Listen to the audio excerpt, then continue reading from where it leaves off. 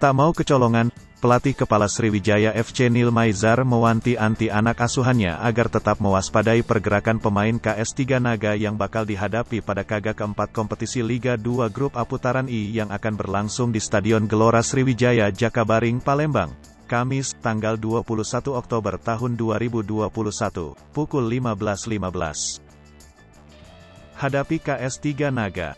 Yaitu kita jangan sombong. 3 Naga lawan Medan Dia juga 1-1. Begitu juga lawan Pekanbaru, dan Muba Babel United.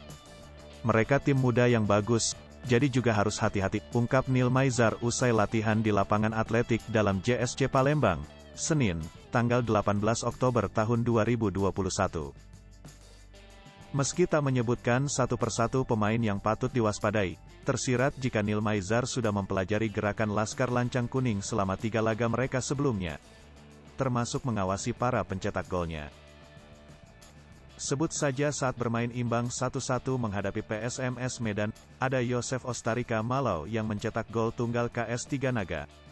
Kemudian saat menelan kekalahan pada laga derby Riau yakni PSPS Pekanbaru dengan skor 3-1, gol tunggal balasan KS3 Naga dicetak di Eki Nanda Satria. Terakhir bermain imbang 1-1 menghadapi Muba Babel United, gol tunggal KS3 Naga dicetak Wisnu Nugroho. Jangan pernah menganggap remeh siapapun. Jangan pernah menganggap remeh tim apapun. Semua tim lawan berat. Yang menentukan menang kalah itu adalah perjuangan. Itu yang harus dipahami, tegas Neil Maizar, pelatih kelahiran Payakumbuh, Sumbar. Tanggal 2 Januari tahun 1970.